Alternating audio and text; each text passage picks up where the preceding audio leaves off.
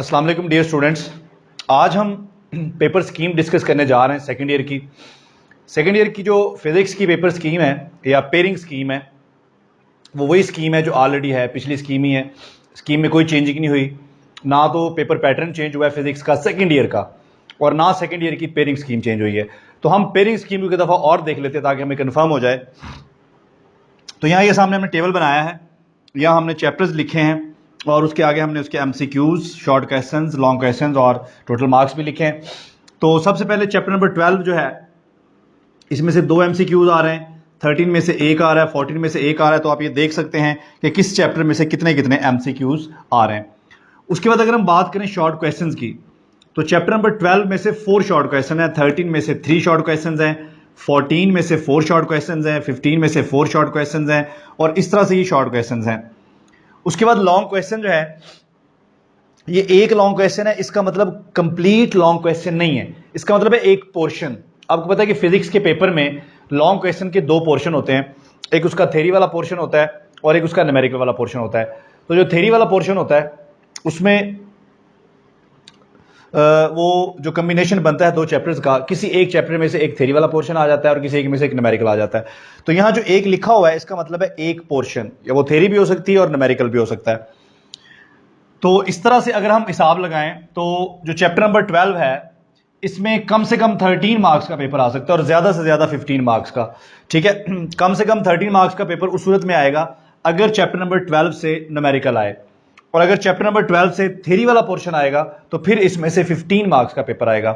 इसके बाद chapter number 13, इसमें से कम 10 मार्क्स का पेपर आ सकता है और ज्यादा से ज्यादा 12 मार्क्स का पेपर आ सकता है। तो अगर आप गौर करें तो यहाँ कुछ चैप्टर्स ऐसे हैं, जिस तरह ये चैप्टर नंबर 12 है, ठीक है जी, और ये हमारे पास चैप्टर नंबर 15 है, ठीक है। इनमें से मैक्सिमम मार्क्स का पेपर आएगा। उसके बाद हम ये देखते हैं कि हमारे शॉर्ट क्वेश्चंस में जो चैप्टर्स हैं, किन किन चैप्टर्स की शॉर्ट क्वेश्चन में पेयरिंग है।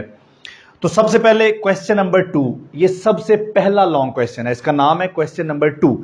इसमें जो चैप्टर शामिल है वो है 12, 14 और 15। तो टोटल आपको इसमें से 12 शॉर्ट क्वेश्चन आएंगे और आपको अटेम्प्ट करने होंगे 8। इसी तरह से जो क्वेश्चन नंबर 3 है, शॉर्ट क्वेश्चंस का अगला पोर्शन, क्वेश्चन नंबर 3, इसमें शामिल है चैप्टर नंबर 13, 16, 17 और 18।